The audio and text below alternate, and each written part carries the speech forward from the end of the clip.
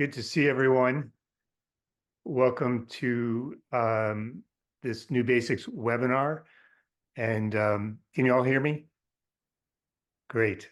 Happy New Year. I hope you had a great holiday season.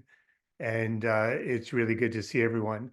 And I know more people are going to be joining us as we go along, but we're going to get started because we want to end on time and be respectful of your time today. So really excited to do this webinar today with you. As you know, this New Basics series, which we've been doing, we started last year. We've been doing because as the Institute's been doing its work, as you know, we continue to innovate and we continue to learn.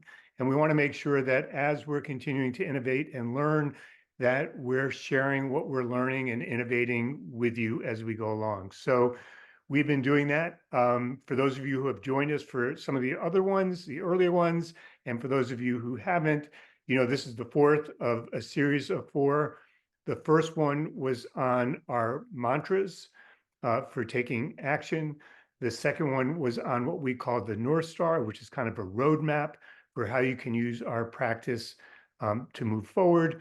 The third one, the last one, was on something we call the Turning Outward Practice Tracker, which helps you gauge where you are in developing your use of the Harwood practice over time and how you can aspire to keep learning the practice as you're moving forward, right? So it's a non-judgmental tool.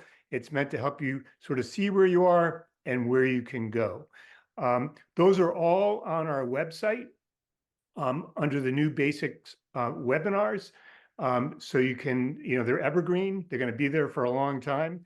We'll keep adding to them as we keep releasing other content for you. But if you haven't had a chance to watch those, I urge you to go back when you're ready for different ones and watch it, and maybe watch it with other colleagues and other allies, which is always a fun thing to do over lunch or even a drink. So that's a good thing to do. Whatever your favorite beverage is, might be coffee, tea, or a beer, or a glass of wine. And to know that they're always there and that you can share them with other folks that you're working with in your organization and in your communities. So today, what's really interesting is we're not sharing a new innovation with you.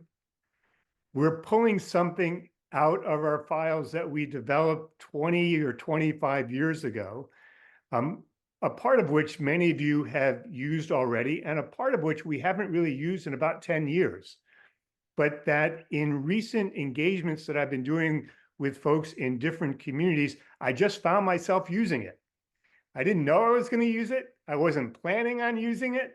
I didn't even necessarily bring the materials with me. But I just found myself saying, hey, let's use this part of a tool that we've had, because it just feels like in this room, you all might benefit from it. And so as we approached this webinar, we thought that we would pull out the personal covenant, which many of you, right, have filled out before, and what we call the rejuvenation materials, which most of you or many of you probably have not used before. And we thought that this would be a good thing to do right after the new year, because as you know, we all make resolutions about what we want to do moving into the new year. And the question is, how can we move into the new year feeling grounded, feeling ready, feeling prepared for what we need to do? Now, as many of you know, we've launched a campaign called Enough Time to Build, right? Have you seen that? Enough Time to Build. And look, last year was a tough year. Let's be honest, the last handful of years have been tough years. We came out of COVID. Our politics have become increasingly messy. We've had a reckoning with racism and racial injustice, right? We've suffered through COVID. And, you know, as we've come out of those things and we've all looked up, we thought, particularly as COVID has eased, as many of you have heard me say before, we all thought that things would get better and a lot easier. Except when we all looked up in the last few months, we all realized that actually inequities and disparities in our communities had grown, not diminished, that the lack of trust we have faced in our communities and our society has become pervasive mistrust, which is even harder to address, and that across our country, hope is in short supply. And so our work hasn't ended, our work is just beginning, right? And the work is difficult. We all know that. The work is difficult. So the question for us today, the question for each of us moving into this new year, 2024, is how do you stay true to your personal aspirations that fuel what you do and who you are? And how do you take care of yourself in these hard times? Because we need you. We need you. We can't afford for you not to take care of yourself, right? So part of moving forward to do the work that we each do is self-care. And that's the part of this that we're going to focus on today, right? The self-care part. How do you keep yourself rejuvenated? How do you keep yourself going? Who do you turn to in order to ensure that that's going to happen? You with me? You all with me? All right, great. So I'm going to ask you now to unmute yourselves because we've got some work to do together as we move towards this tool that we're going to use. And part of today's session is this part of the conversation, which just is a chance to talk about where you are and how you're feeling about where we are in your community and in this country, because I think we all need a way to connect with one another, right? A way to feel a sense of part of something larger than ourselves, a way to feel a sense of belonging, right? That we're not alone, that we're not in this on our own. So my first question for you, sort of an opening question, is how are you feeling today coming into this space about civic life and where we are today? How are you feeling as you come into this space? Just shout out some responses, or you can put it into the chat as well, but we're a small enough group, they should be able to just shout it out. How are you feeling? Frustrated? Yeah. Okay. Others? Nervous. I'm sorry? Nervous. Nervous about? Just about which direction things are going to go in many places. Yeah. Okay. How about others? A little frustrated, maybe impatient. Impatient for what? Change, Okay. positive change. For positive change. Okay. How about others? Optimistic. Optimistic? Wayne, what are you optimistic about? Yeah. That we've got a lot of opportunity to make some changes to affect people at their home base. Looking forward, it's in our hands. Great, great. How about some others? I would say hopeful. Hopeful? Yeah. Yeah. About what? I mean, I just think that, you know, there's definitely a lot of negative and a lot of change, but I do think that, you know, a lot of people are good and it takes a few to come together and, you know, start that ball rolling. Okay, great. Others? Concern about the public discourse and how it's affecting our ability to move forward as a nation in positive ways. Great. Thanks, Karen. Others? My own personal balance, I think. I think that's important to me right now. Starting a new year. What do you mean by your personal balance? The balance between my home life and my kids or grandkids and our nonprofit. Great. Thanks. Anyone else? I think I'm just at the point I'm just waiting. I don't know what I'm waiting for, but expectancy, I guess. Expectancy. Okay, Sharon. Thanks. Yeah. Last one. How about someone else?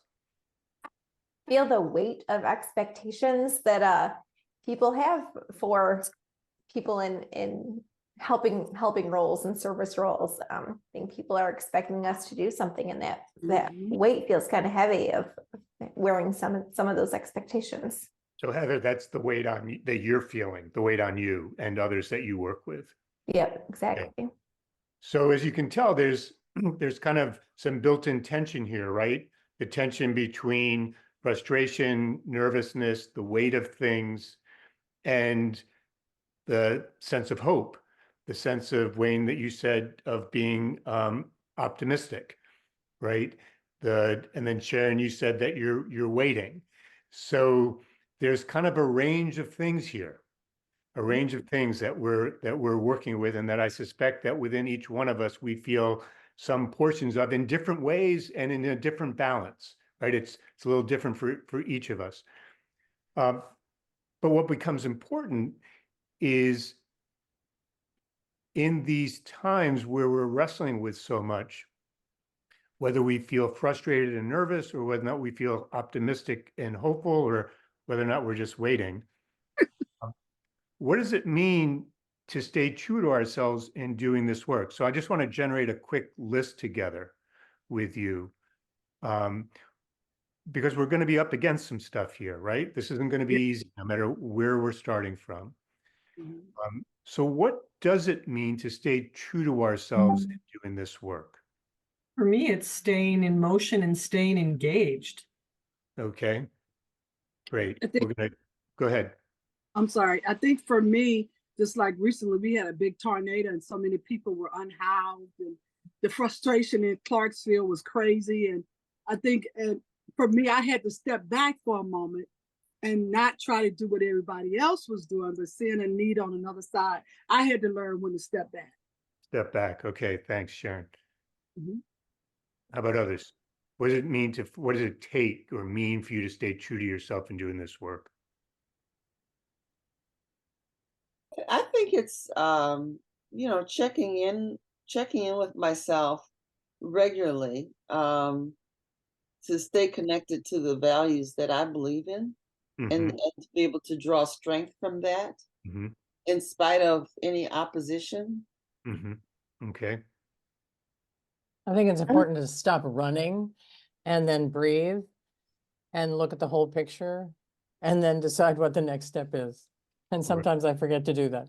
You forget that we're going to get to that list in a minute, Deborah. All right. Others, what does it mean? What does it mean or take to stay true to yourself in this work? One of the things that I think about, Rich, is just the headspace that I need. And that has a lot to do with that running and staying busy. But, setting aside the time to allow myself to process, because frankly, things happen so quick, so fast. Sometimes you're making split-second decisions. You're talking with other people. You're getting all kinds of information in all the time. But stepping away mentally from those things that tend to pull us in. And that is that stepping away and not running. But for me, it's also like that contemplative intention. Sometimes that means playing and having fun and not doing anything so that something can come to me.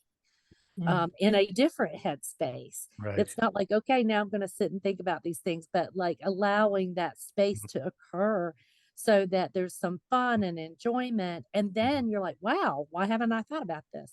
Or Right. why haven't we talked about this? Exactly. Thanks, Tammy. That's great. Others? I find for me that being around positive people, when I feel like I'm being very negative, it's always encouraging for me to find that connection with somebody in the community or even friends where I work with, of having them help me to put things back into perspectives, because it's so easy to slide. So easy to slide. Yeah. Thanks, Marla. I think recognizing and just being mindful that I'm often not the expert with the answers, and to remember to remind myself to stay curious and seek out those people who may be experts or have a different experience than I do, and being curious and not judgmental. I don't know, Heather. I thought you were the expert. Often not. One thing that I'm working with is, what can I change right now and not what the future will bring. I can have all sorts of scenarios in my head of what could happen, but I need to focus on moving things forward now and not focusing on what what the worst case or even the best case scenarios could be in the future because I just don't know all the variables. Right, right. I Okay. agree. Go I ahead. agree with Amy on that. I think it's important that we prioritize. And when we are looking at the situations, there are things that we can do right then that will have an impact. And not always try to get the biggest thing, but just try to handle the little situations as they come along. And they sort of then sort of even things out and make it easier. The next movement a lot easier. Right. So let's switch gears here just for a minute. And let me ask you this. So these are all great things, as many of you have sort of either said explicitly or implied. Easier said than done, right? Easier said than done. So let's just talk about why it can be easier said than done. Why is it so hard to stay true to ourselves in this work? What makes it difficult to do that? For me, I think one thing, oh, I'm sorry, did I butt in? I'm sorry. Go ahead, Sharon. Oh, okay. One thing for me, I have to really, I think one of the ladies said it, she have to reevaluate yourself. For me, because I'm constantly going, am I doing it for the right reason? Or am I just constantly going and just constantly going? So sometimes I sit back and talk to myself and say, why am I doing what I'm doing? Am I doing it for the people? Or am I doing it because it's almost something that's expected of me? Or Right. why?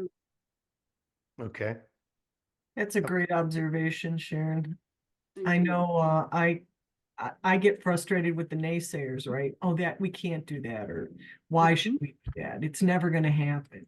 And that makes it hard to stay true to yourself. It can. It certainly has its moments. Yeah. Okay. How about some others? I think taking on too much.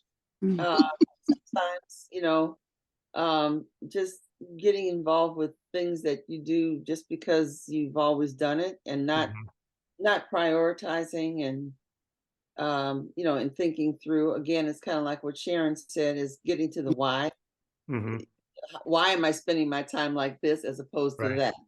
Right. Okay. How about some others? How about some folks we haven't heard from yet? What makes it hard? I think the thing that makes it hard for me is hearing that negative, and going back to Cynthia's comment. Hearing that negative and finding a more positive place. And I'm always reminded of the notion of any wonderful idea that anybody's ever come up with. Somebody was there to say, that's a stupid thing to do. So, so it just kind of, that buoys me. Right. Okay. Anyone else? What makes this hard? Sometimes I think for me, it's like if you said to me, and I didn't think about it, what makes it hard, I would say the naysayers. But if I really stop and think for a second, sometimes I'm the naysayer. Like I could say that it's like how our society is wired, what we value, what we used, the metrics we've chosen to measure success, and be like, well, that's why. But whether I've internalized that or I came to it on my own, it's my own voice that is often going, that's not going to work. That's not big enough. That doesn't count. It's not going to have an impact. It's not going to change. Yeah. Thanks for sharing. That's a brave thing to share. And I really like that, because essentially you're saying, look, some of this is about how I show up. Yeah. Right. About how I show up. So that's a very brave thing to say. Thank you for sharing that. Anyone else? Pace and the amount of work. People mentioned it earlier. There's so much to do that sometimes you just start running so hard and so fast. And back to what Sharon mentioned earlier, is just evaluating the why, but there's always so much to do. And I think that can get overwhelming.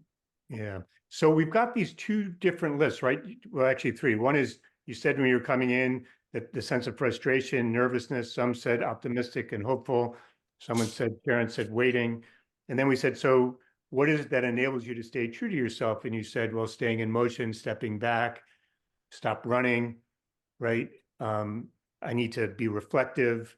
And then we said, I need headspace.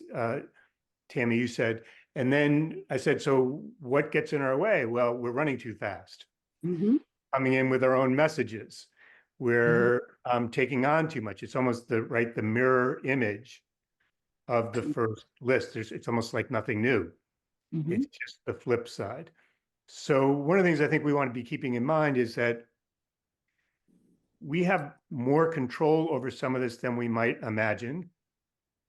And that one of the things that's really affecting us are these narratives or voices in our own minds, right? The tapes that we have that go off that say, I can't do this, I'm not running fast enough, the burden is all on me, I have to take everything on, I have to be all things to all people, right? I have to run faster and harder, I'm not running fast and hard enough. Let me just tell you really quickly, each of you and all of you are running hard and fast enough. That's not the issue. So you've got to give yourself permission to let go of that one, right? We need you to let go of that if we're going to be more effective. Right? This is not about running harder and faster. So, and many of you in this second list talked about reconnecting to your why, which is all about what, as you know, we have this personal covenant that we use at the end of labs, at the end of summits, at the end of certain engagements with folks that many of you, not all of you, but many of you have already filled out.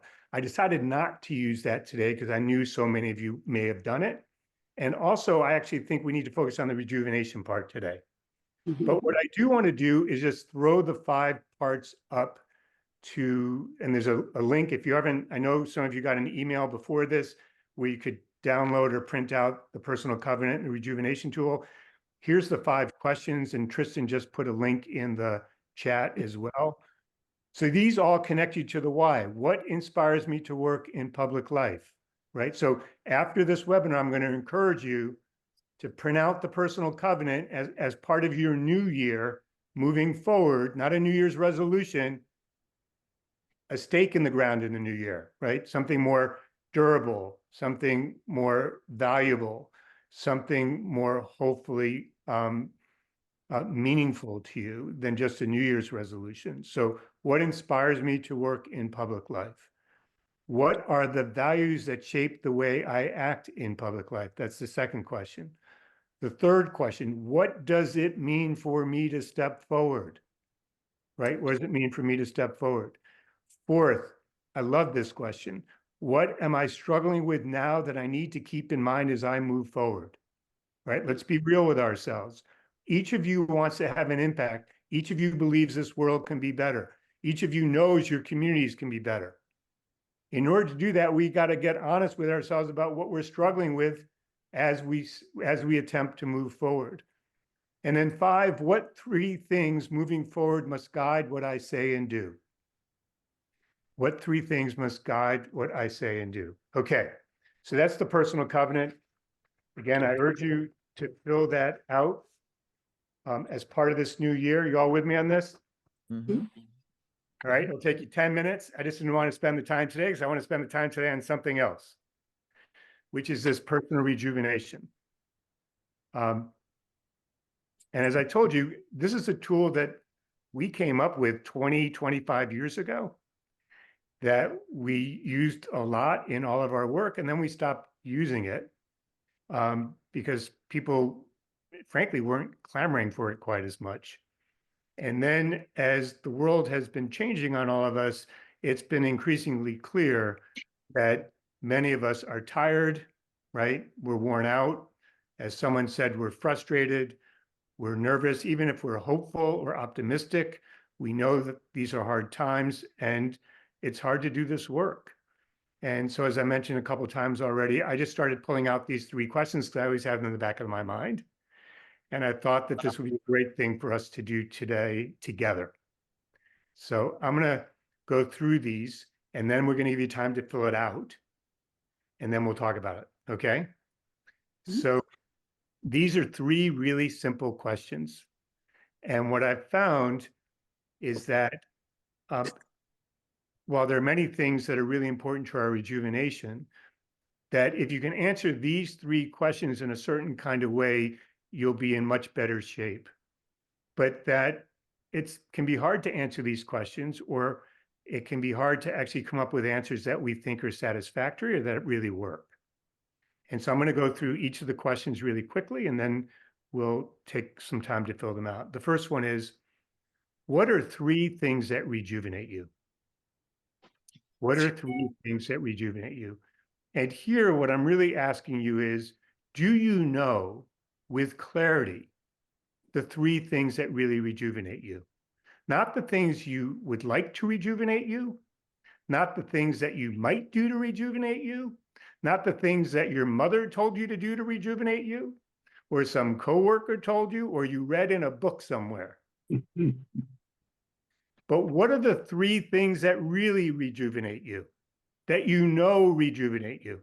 Now, if you don't know the answers to one of these questions, like you only have 2 or 1 thing, declare victory. Here's why. It is better to know that we need to find 1 or 2 other things to add to our list than to pretend that we do know. Because you want to be rejuvenated. You need to take care of yourself. We need you in this fight. And in order to do that, you've got to take care of yourself. So what are the 3 things that rejuvenate you? That's the first question. Second question. Who are the 3 people you can turn to for support? And don't include your spouse or partner, right? Don't include your spouse or partner. That's a different relationship. Who are the 3 people you can turn to for support? And here's the deal. These are people you can call 2 in the morning and they're going to pick up the phone. These are people who you're going to send an email to and they don't take 2 weeks to respond. These are the people who had a rough day themselves and they're still going to call you back. And when they do, they know who you are and they know your values. You don't have to start all the way back at the beginning of your story. You may be frustrated, you may be angry, you may say some things that are stupid, but they still know your values and they're not going to question them. They're with you. They get the work that you do. You don't have to explain it. You don't have to explain who you are, what you do, and why you do it, right? And they, as I said, they will take your call, your email, your text message any day, any time of night. Who are these 3 people? Now, here's what I've come to know in my life, my own personal life. These people change over time. And for many of us, these people even changed during COVID. And for many of us, they changed as COVID has eased. So that's okay. Don't feel guilty about it. You might feel a sense of loss, which is natural. You might grieve. I'm grieving that I lost some people in the last 5 years that I thought were on this list that aren't on this list. They're no longer on this list. I can't count on them. They've proved themselves that I can't count on them. That was hard. That was really hard. I'd come to count on them. So you got to be honest with yourself here. Who are the 3 people? And again, if you can't name the 3 people, that's fine. That's not a defeat. That's a win. I'm not just spinning this because that just means you got some work to do. That just means you have some work to do. And at different seasons in our life, we have different work to do. We have different work to do. That's just life. You ready for the third question? The third question is this. God forbid that I came and followed you around for a month. Like I lived with you. I lived with you. Everywhere you went, I was your shadow. You couldn't get rid of me as much as you wanted. You tried shutting me out of rooms. You tried turning out the lights. You tried turning music on really high. I was still there, always with you.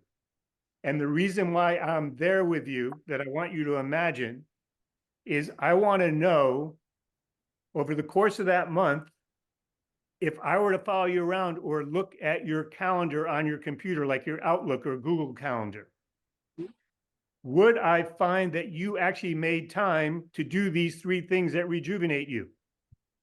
And would I find that you actually made time to talk to these 3 people that you need to talk to? Would you have done it? Would you have done it?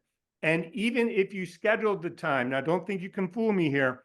Even if you had scheduled the time, I can look in your trash bin. Would I discover by looking in your trash bin that you actually canceled those trips to the gym, or time to read, or time to go to church, or time to talk to one of those individuals you need to talk to who can help you stay rejuvenated? Would you have canceled those calls, those times? And would I find that? You got to be honest with yourself here. I can tell you in the last month, I've canceled most of these things. If you followed me around, you would see that I canceled most of them. Right? So what are you doing? What are you doing? Doesn't matter what your answer is, just means that you're honest. That's all that matters, and that you can move forward doing this effectively. All right. So let's take 5 minutes, because I know some of you have already been writing as I've been speaking. We're going to need 5 minutes, fill out whatever you haven't had a chance to fill out, and then we're going to come back and talk about it. Go ahead and unmute yourself, and everyone get a chance to finish. All right. So what do you think about as you filled out these questions? What was going through your mind? The pause, right? It's just like, wow, I never really thought about this. And who are those people? Mm. Thanks. Wow, at this point in time. Mm-hmm. Right. And this point in time is important, right? And I thought about when was the last time I talked to some of these critical people? Was it a while ago? Or some, yes. You know, Yeah. I need to own some of that outreach and do it. Mm-hmm. I thought about how difficult it is to not just kind of respond like in automatic, but to really stop and think about the question honestly and deeply. And what Yeah, did that prompt for you, Karen? Pardon? What did that prompt for you? What did that what? Prompt for you? Oh, it prompted honesty. Yeah. Yeah. Yeah. You want to know the actual answers? Is that what No, you're that's asking? okay. They're yours. They're yours. They're yours. I appreciated how they were so connected. Each of the three questions, they were almost like fitting pieces in a puzzle, and very informative. So thank you for the experience. Yeah, you bet. How did the puzzle work for you, Wayne? Very well, in the sense of it came very quickly, and I realized that of the three people, one we just don't communicate all that much, but when we do, it's just like picking up on a conversation. Mm-hmm. Mm-hmm. For me, when I picked the three people, I realized 7432540. Go ahead. I realized the three that I picked, I have to visit with them, whether it's email, a phone call, daily. They have to be part of my life daily.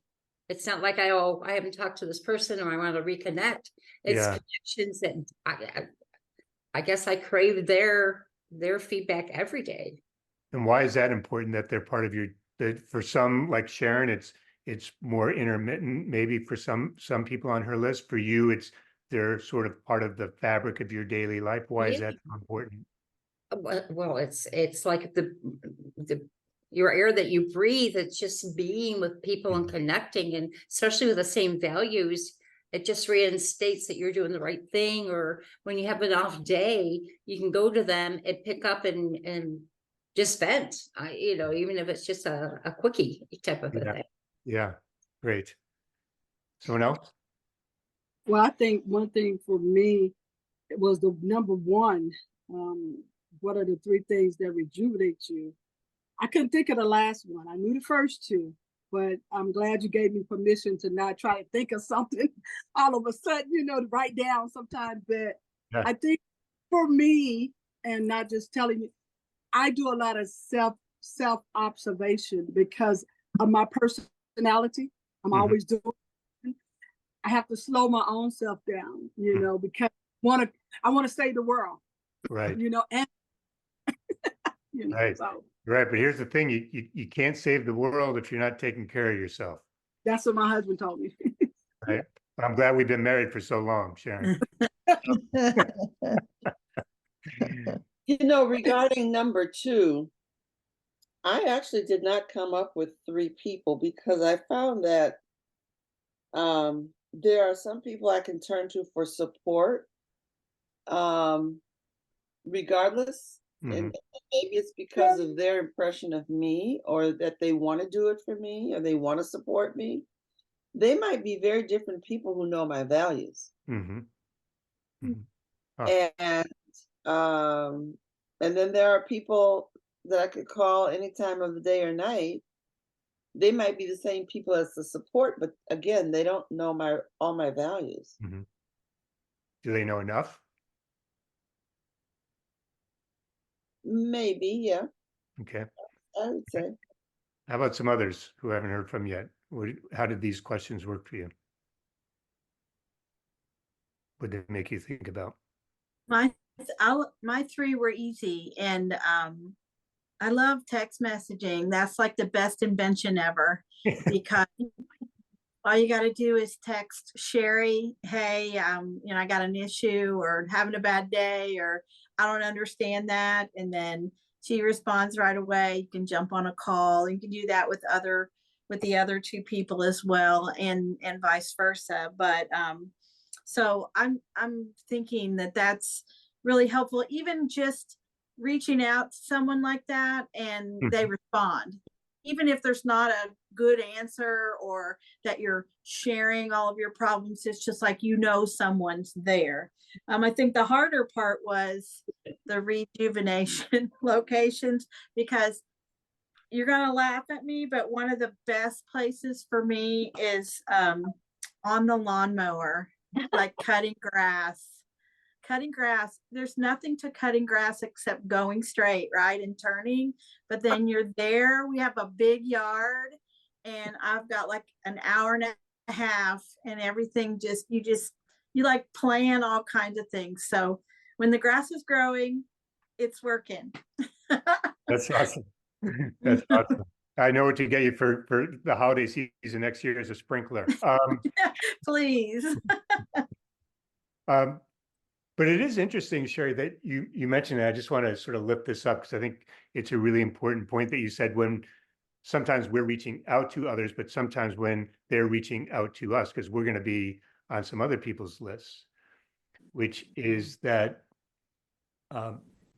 you don't always have to respond. Like you don't, right? No one's expecting the answer. They're expecting your presence. Yeah. Right? They're expecting to know that you're with them. They're expecting to know that you're walking alongside them. They're expecting to know that you care. But they're not necessarily expecting you to solve their problem. In fact, many times we're not. We don't want that. Right? Yeah, there's a lot. I mean, literally, there is at least one person who's a relative of mine, my older daughter, who says, I don't want you to solve my problem. I just want to know that I can say something to you. Right. Exactly. And you can say, oh, I'm really sorry you're having a bad day. That's all. We had to get that message because I was trying to fix stuff. And she's like, no, I just want to tell somebody that won't judge me that I'm having a bad day. Like, oh, I'm sorry you're having a bad day.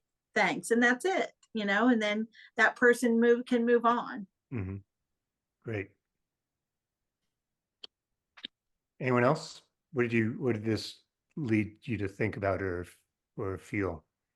It actually led me to think about the people that I spend a lot of time with who are not the ones that help rejuvenate me. And so I'm sure that's phase 9 or something like that, but do I need people who don't support me? Which ones can I maybe move over to a different space in my life? That's such a great point. Why do you think, this is for you, Deborah, or anyone, why do you think we we try to hang on to people when sometimes in the back of our mind, something's telling us that it's just not quite right. It's too much work now. Too much I don't work. have the bandwidth. I mean, honestly, right? Right. But I mean, why do you think we keep going back sometimes to those people? But I think we don't want to. Oh, Go ahead. okay. Yeah. I think for me, I had like I heard you earlier say, those people that you had to let go of. I mean, it's very hard to do that. But now I'm learning, and I did it a couple of weeks ago, and I thought that wasn't bad. It wasn't as bad. It wasn't as bad as I thought, because I had to recognize that person may have another calling on their life and they have things to move forward. And I'm quite sure I've moved out of people's life too. But I think we want to hold on because it's a safe place or whatever. We need to let go and let God. That's the way I say. Okay. Anyone else on this? Why do you think we hang on sometimes? Well, I think habit. I think some things just become habit. Okay. Like you've always done it, you've always talked to this person, and you don't stop to evaluate whether the purpose and whether it's working and the impact. Yeah. Or am I not doing it right?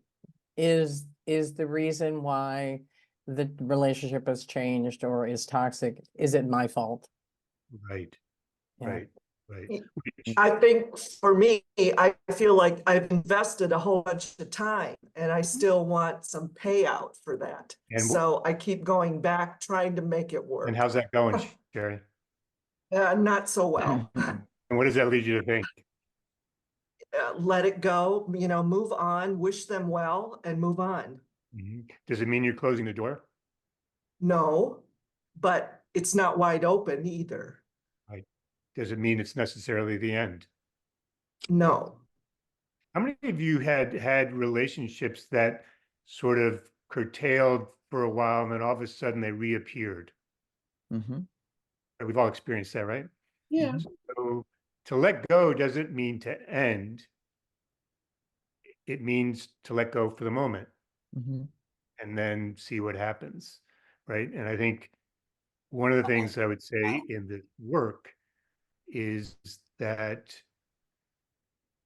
there are some relationships we need because our work is transactional at times, and that's just required. We just need to do it.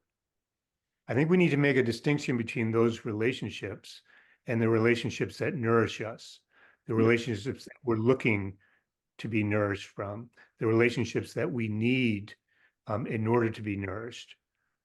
And to be clear-eyed about that. They're not, obviously, I know I'm saying something obvious, but it's often the obvious that we miss, right? We need to make a distinction because sometimes when we conflate these, we're looking for things we can't get and we're missing things from others we need. Right? Any other quick thoughts on this? Not quick thoughts. Any other thoughts Hey, on this? Rich, it's Maritza. I just want to say what you said now really spoke to me about nourishment. I love that word because what it made me think is what we eliminate and what we introduce into our minds, into our body, into our spirit. And why is that It's really important in this.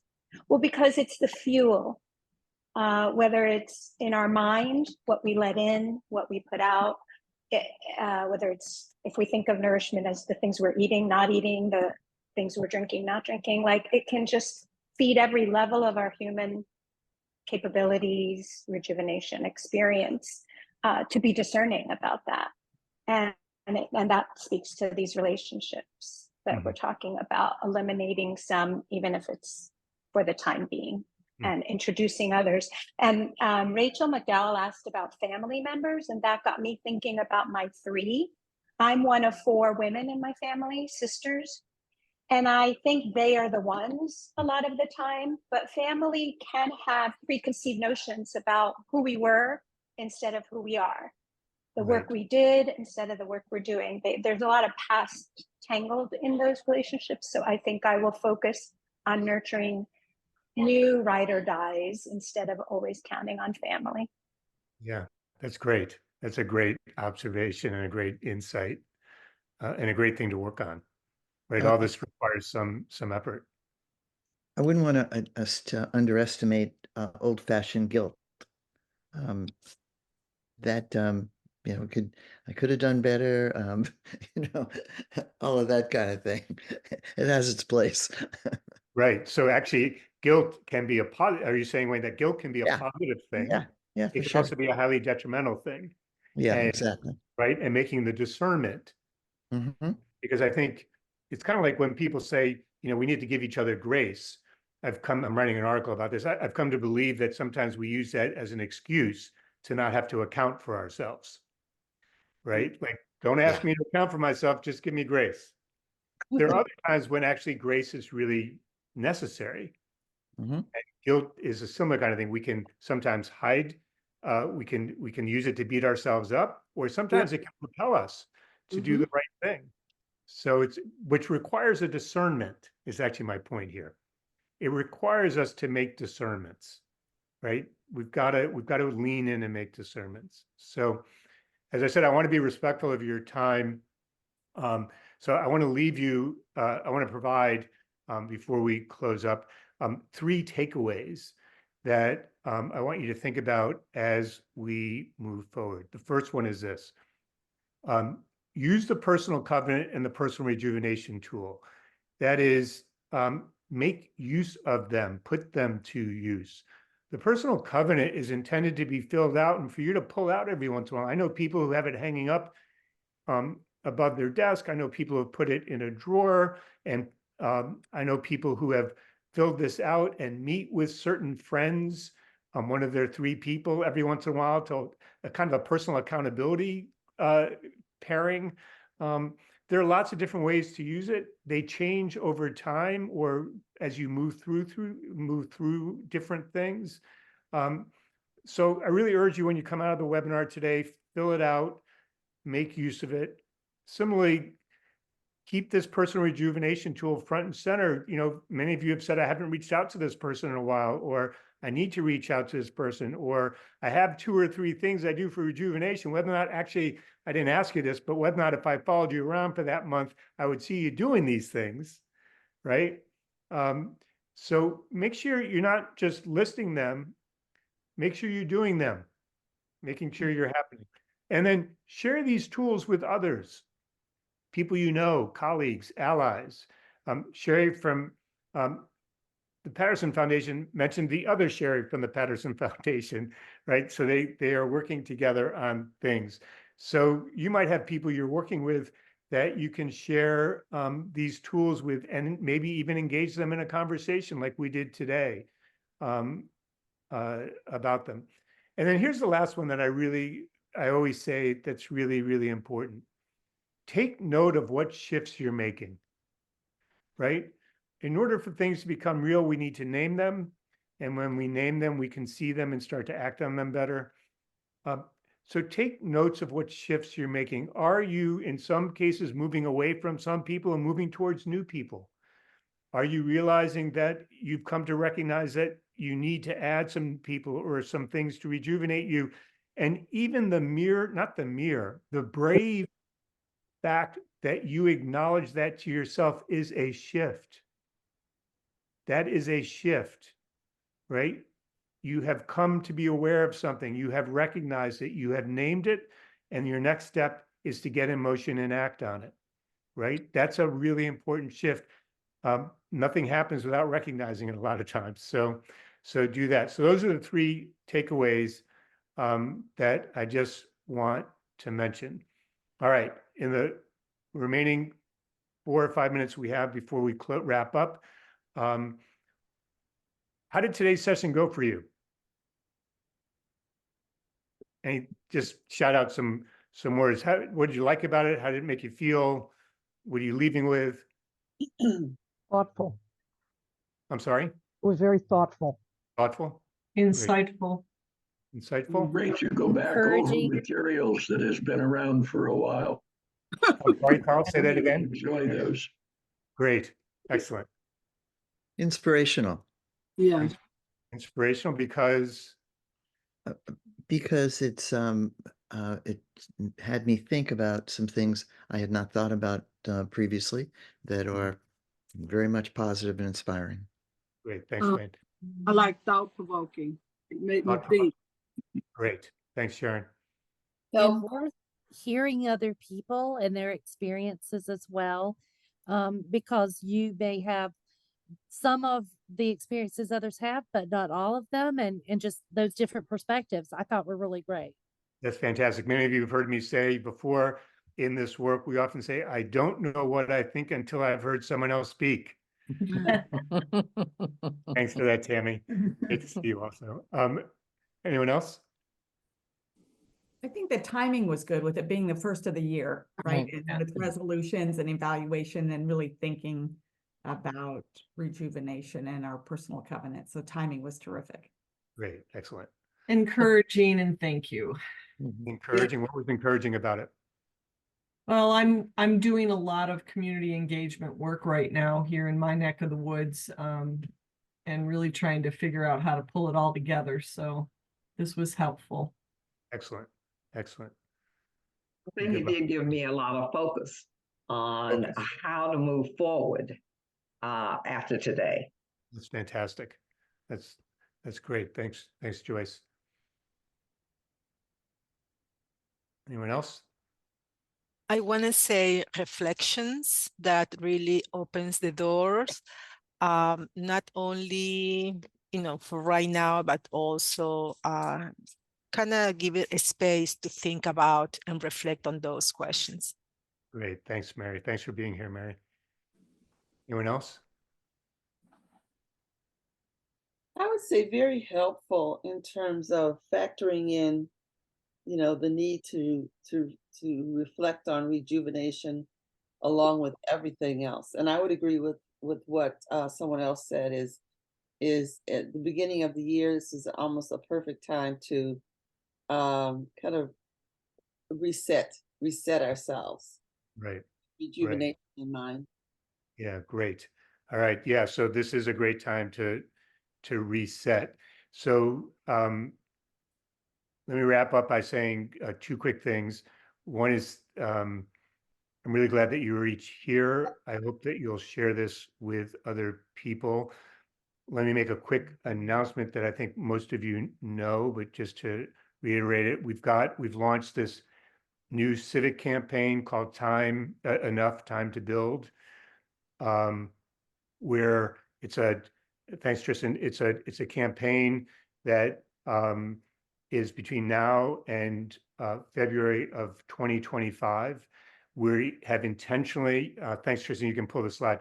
We have intentionally done this during the presidential and midterm and local elections because we believe that the country has had enough politics. We need to vote, and the national election is really important, and the midterm elections are really important. We're going to say that over and over again. At the same time, we've come to believe that the country needs a civic message, a message that says to us, it's enough. There's enough hatred and bigotry in this world. There's enough division and despair. There's enough hopelessness in our community. There's enough inequities and disparities. And it's time that we actually came together and not wallow in our despair and inequities, but did something and started to build together. And each of you and lots of folks in our communities are doing great work. We want to lift that work up. And we want to say to people, the way out of this mess is for more of us to step forward in communities and build together. And to do that at the very time that many of us, as you know, are stepping back because the work has become so hard, it's become so frustrating, so tiring. And it's also that it's hard to stick your neck out these days because there's fear of being pummeled and attacked. And we all experience that, or many of us experience that fear. We need each other. We're meant to go together as human beings, and we're meant to go together, especially in our local communities. So we're hoping that some of you will reach out to us and have us come to your community so that I can speak about some of these messages and help your community rejuvenate itself and create a spark plug to move forward. There's going to be lots of ways for people to plug into virtual events. There's going to be lots of ways for you to take materials and other things that we're doing and start to use them in your own life and in your own work. We're going to be having campaign ads. Some of you may have seen a campaign announcement video. And so we're going to have, much like a political campaign, we're going to have campaign ads that actually bring people together as opposed to divide them. Right. And to say that we can actually do this together as Americans. And to acknowledge that we've got a lot of work to do as a country. We were founded on some original sins. We haven't fully redressed them. We haven't fully had a reckoning with them. It's time we move forward, but we got to do it together. So we're hoping that we can do this together, all of us on this call. So thanks so much for being here today. Thanks for being part of this work. Most of all, thanks for everything that you do in your local communities and in the country. Sometimes I imagine that it may feel like you're running uphill and that what you're doing doesn't make a difference. But actually, everything that we do makes a difference. Everything is a contribution. We need everyone to step forward. And it's the only way that we're actually going to move this country in a better direction. So don't lose hope. Keep pushing forward. Keep doing what you're doing. Keep joining with other people. And let's keep moving forward. So thanks so much for being here.